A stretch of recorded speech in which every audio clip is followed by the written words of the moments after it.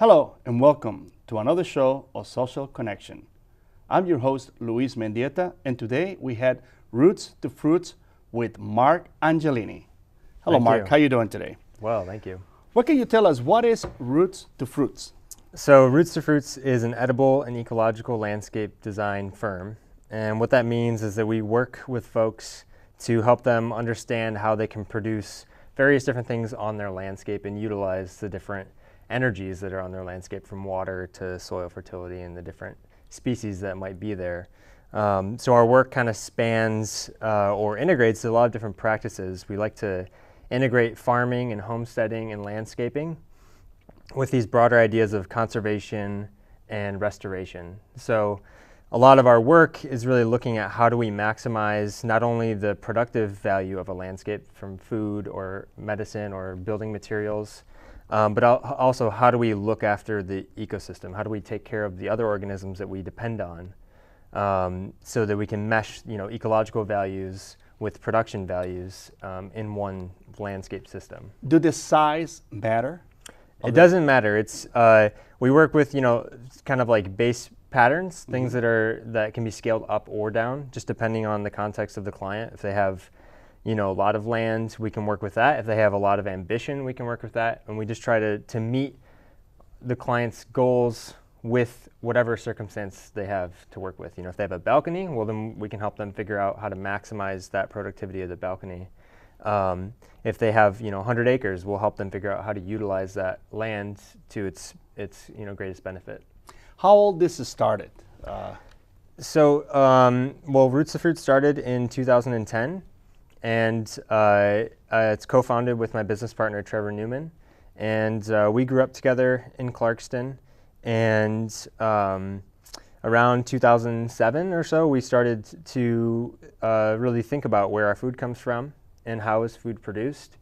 And we learned a lot about the reality of food production in the Western world in particular. And we just saw that we needed to do something, that we needed to become involved in some manner. So we started learning about organic farming and gardening, and really kind of immersed ourselves in all the skills that are necessary to produce food and to live more of an ecologically self-reliant lifestyle, more or less. And from there, we kind of figured out, we'd been entrepreneurial for a long time in our life, even as early as middle school and high school. And so as we learned these skills, we saw that there was a niche or a need, to start offering services to people to help them start doing different things on their landscape and start producing some of their own food and becoming a little bit more self-reliant. So you teach people how to actually create a new way of growing things. Kind of. It's new in some sense, but actually most of it is relatively ancient information that we're working with. The different systems and plants and so on, they've been around for a long time, and it's just really in the past 100, 200 years or so that we have sort of fallen out of touch with these practices. So we're, in a sense, like it's a revival. We're not really creating anything new. We're just sort of helping ourselves and other people sort of rekindle these skills and the knowledge that our grandparents had, our great-grandparents had. I guess, in other words, you kind of teaching people how to do the things that we've been doing for years, but in a way that is more information along with it. Yep. Not just the simple thing to say, you grow this like this and that's it. Exactly, yeah. So there's a lot to it, because a lot of what we do is based on ecology, and ecology is a system of looking at connections. If we look at sort of like the mainstream way of producing food, it's very much an isolationist view on food production and just on nature in general. Maximize the yield of the corn, maximize one element's yield. In the systems that we work with and design, we're looking at how does everything work together, and how do we, instead of maximize individual elements, how do we connect them so that the need of one element, the yield of one element can serve as the need for another element. And a great example we use, to illustrate this idea is the idea of a chicken. If you think of a chicken, you can name off all of the different things that chickens need. They need water, food, they need grit to digest their food, they need to be kept busy, they need things to scratch through. And then what do they produce? They produce eggs, manure, feathers, meat.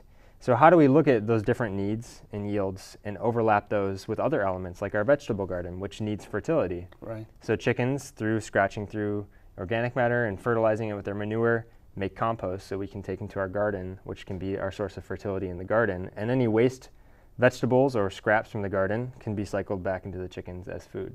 Very good. What can you tell us about the greenhouses? So we've worked a little bit with season extension, and these aren't greenhouses in the traditional sense that people might think of greenhouses, which is a heated sort of microclimate. We work a lot with passive greenhouses or passive solar greenhouses, and so they're basically just it's just a frame with a membrane over it to contain solar energy, so that we can increase the heat units, a few degrees warmer than the ambient temperature of outside, right? So that we can grow things. For example, we use them in the spring and fall to extend the seasons. So we can be growing greens very early in the season, from February, till now. We can have fresh greens available, and then the same is true on the other end of the season. We can extend our harvest from October into December or January sometimes, just with using the natural greenhouse effect of capturing heat and storing it in just a membrane, like a little biodome, I guess you could think of it as. How do you guys deal with the winter? I mean, what do you guys do in the winter time? Well, our business is really oriented at working on design projects. So a lot of landscape companies, they have a crew and they go out and do a bunch of jobs. And then there's some that do a lot of design. Our company is one that does more design than necessarily out working and planting stuff. So in the winter, that's when we put a lot of time into design. We work on, whatever projects we have throughout the winter. That's, from a business standpoint. And then just from a lifestyle standpoint, we spend a lot of time, working on different crafts, or, getting ready for the spring, looking at seed catalogs, going through our pantry and eating all of our stored food, relaxing. So that's kind of our winter therapy. Wow. What is silvopasture? So silvopasture. Silvopasture is a term that is the combination of silviculture, the practice of growing timber, and pasture, which is the practice of raising animals. And so silvopasture is just that. It's the integration of tree production for timber or mast, nuts and things like that, and meat. So, from beef to pork to chicken. Silvopasture systems are looking how do we maximize two yields? Again, we have in kind of a typical pasture, it's just grasses and herbs in one layer. And in a silvopasture, we're looking at multiple layers. And there's different, synergies. A tree casts shade. So if you space the trees at appropriate distance, you can have enough light to get into the pasture so that there will be food for the animals. But you can also, buffer wind, create a little bit of shade that is beneficial for the productivity of the animals' sake. Of course. And then you can also harvest the yield of the tree. So you have, things from wood products to nuts, supplemental forage for the animals in the form of dropping nuts and different pods that trees produce. And then you also have other elements, like you can have nitrogen fixing trees that will fertilize the pasture essentially. So it will be more productive, produce more forage for the animals. Where are you actually located? What is the area where you guys do all this? Well, we're based out of Clarkston, and we work all over the state and all over the region. And we have projects as far as Pennsylvania. We work we just recently finished a job in Wisconsin. But most of our work is focused in Southeast Michigan, and then sort of scattered around the rest of the state, just depending on the scale of it. If it's a larger project, we'll travel a little bit farther. If it's smaller landscape stuff, we like to stay closer to home. What is forest farming? Forest farming is a topic that's actually gaining a fair bit of popularity right now, and especially in the food world. And it's similar to silvopasture. You could kind of consider silvopasture as a type of forest farming. It's very similar. But forest farming is really how do we look at our forested landscape, which in this part of the world makes up a pretty significant part of the landscape. How do we produce different yields for humans in the forest setting? Most forest management is just purely focused on extracting the biggest tree, the highest value timber as possible. And in forest farming, we're looking at how do we mimic the forest ecosystem and choose various plants and elements that we can garner a yield from. So there's things like mushrooms, medicinals, woodland medicinals like ginseng and golden seal. There's wild plants like fiddlehead ferns and ramps that we can sort of tend. And then there's a whole range of different fruits and spices that we can grow in a shady forest understory. What is the easiest fruit that you can consider to grow in Michigan? It depends. I mean, there's a lot of them. Yeah. There's a lot of them. You know, just 5 I could list right now that are really easy. Red and white currants and gooseberries. Those are some of our favorite plants to grow, and they're uncommon. They have fantastic flavor. They're very easy to grow. Mulberries are very easy to grow. Mulberry trees. They grow fast. They produce at a precocious age. Strawberries are fantastic. Strawberries are very in easy. Michigan, yes. Very easy to grow. Asian pear, a very easy tree to grow. Fruits when it's very young, it's very delicious, sweet, juicy fruit. And then apples. I mean, apples are the go-to, Wonderful. really. Well, friends, here you hear it right now with Mark Angelini telling us everything about roots and fruits. And we'll be back after these messages.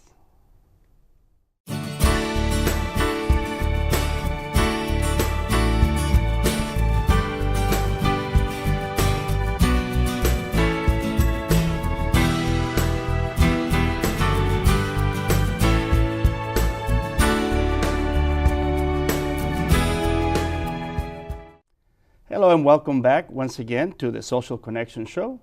We're talking with Mark Angelini about roots and fruits, and we still have more questions to ask him, like how easy it is for an average person to do this?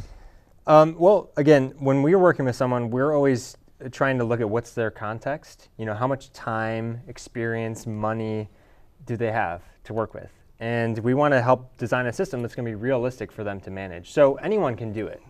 Again, if you have a balcony, you can do it. If you have a small piece of grass, you can do it. It doesn't really matter how big it is. There's enough space to put in a pot or a couple plants.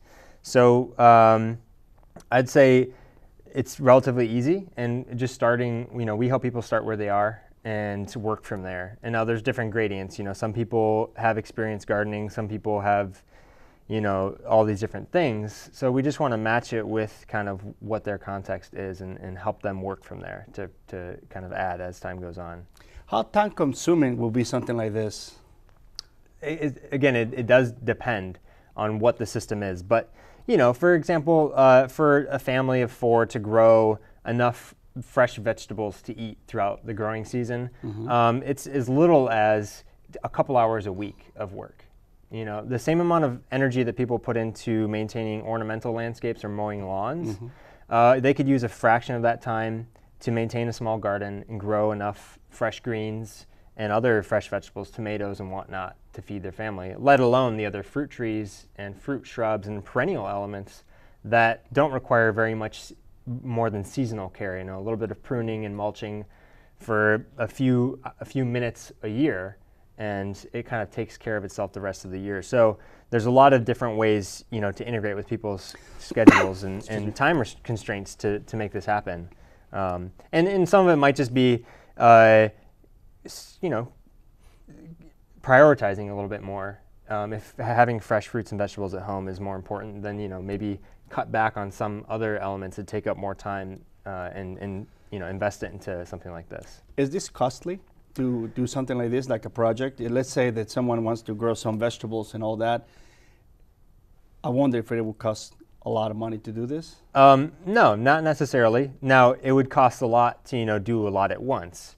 But to start a small vegetable garden, you can do it, you know, it depends, again, if you live somewhere that has a lot of deer, you might have to invest in fencing. So it just really depends on the context. But overall, no, I mean, a seed costs a fraction of a cent. If you buy a packet of seeds that has 300 seeds and you pay $3 each, you know, each seed is a fraction of a dollar. Right. And so if you think about the value that's represented in growing a vegetable from seed, it's better than you can get in any other investment. So it just really depends on the scale. You know, the bigger the scale, then the more cost there is in establishing it, especially if we're talking about, you know, orchards or forest farming systems, for example. That's going to be more of an upfront cost than putting in a couple vegetable garden beds, and or even just putting out a couple pots with tomatoes and lettuce and whatnot growing in them. So it's scalable. Again, all of this is scalable to the context that our clients are living within.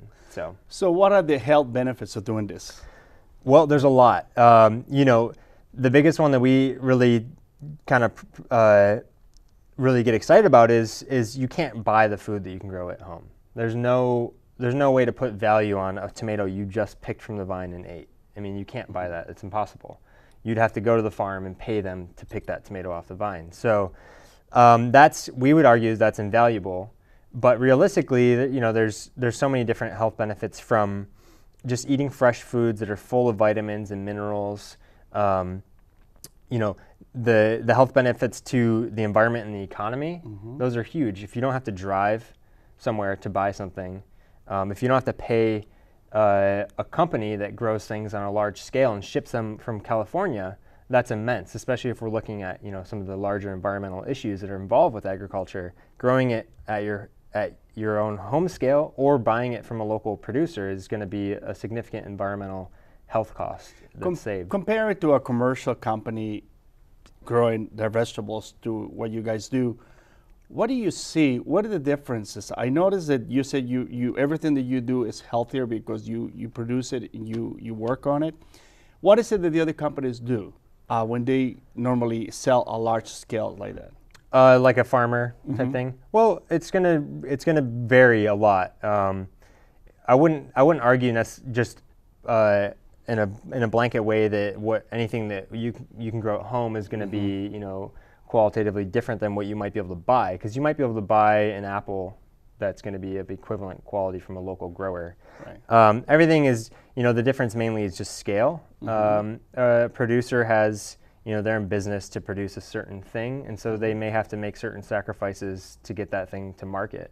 And that's a lot of what we see with conventional agriculture, spraying different things that are harmful to human health. Even in organic agriculture, there are chemicals that are sprayed that are organic, but if you were or I were to breathe them in, it would be harmful to us. So that's really the biggest difference, is that we can control. If we're growing our own things, we control what happens, and so we have autonomy over that food. And the same is true if you're working with a local grower. We're not necessarily saying you should grow all your own food, but we definitely would advocate you start growing a little bit of food, make connections with your local community, your local economy, and that's the biggest health benefit that we would probably espouse economically, is if you start growing your own food and then start thinking about where your food comes from and then make decisions to produce or to purchase food from local producers, you're sort of contributing to the broader local economy and helping to provide jobs for people locally, because there's a lot of need for that. So it's all kind of like multifaceted. There's a lot of benefits. Some of them are overlapping. Some of them are immediate. Some of them are long-term. It's just it all sort of adds up, and that's whether you're growing your apple at home or buying it from the local orchard. We would argue those two are very sensible things to do and very healthy things to do. I know that you do courses on education with ecological design. How do you do that? Well, we do a bunch of different things. We've taught across the country. So we do like intensives. There's an intensive that we do in Vermont. That's a 10-day intensive that it's basically like a retreat. You can come and get your hands dirty for 10 days and learn a lot of the more in-depth information. We also do things like one-day classes where we'll teach you how to propagate fruit trees, for example, how to graft an apple tree, so you can have your own, apple tree in your yard. And then we do a lot of talks and presentations to different garden groups, different community organizations, environmental groups, just teaching people about the work that we do and how to start, thinking about more of an ecological approach to landscape management. Okay. What kind of livestock integration do you guys do? Well, that's again, a lot of the stuff I've said it a few times is contextual. So, for example, a very common way to integrate livestock is to have a flock of chickens. Okay. And that's probably the most accessible manner for people, is to have anywhere from 4 to a dozen or more chickens, and that's a great way to provide your own eggs and potentially your own meat in a very closed loop backyard system. And then, it scales up from there. You can start adding in, the more land you have, you can add in, pigs, you can add in sheep or cows, or, all sorts of different poultry, ducks, quail. But again, the animal aspect, as we would view it, is it has to tie into the system somehow. We don't want to be buying in bags of feed to feed this animal. We want to have the animal eating the pasture that's produced naturally. It's eating waste from the kitchen, vegetable scraps. Maybe it's eating scraps from a local restaurant or something. So that's how we would look at animal integration: is how do we make it so it's not going to be a burden to the system to import things for it. Okay, that was pretty good. Now, do you have a website or anything that we can connect with you guys? Yep. The best way to get in touch with us is through our website, which is www.rootstofruits.biz. And you can see all of our work on there. We have a pretty extensive portfolio of work. You can send us an email. You can get in touch with us about having us come speak to your group or whatever it might be. Well, Mark Angelini, we want to thank you very much for being here with us. Thank you. And for all of you who are watching us here on the Social Connection Show, wanted to tell you thank you for being part of this. And I'm sure that you have learned a lot from Roots to Fruits right here on our show. Till next time, I'm your host, Luis Mendieta.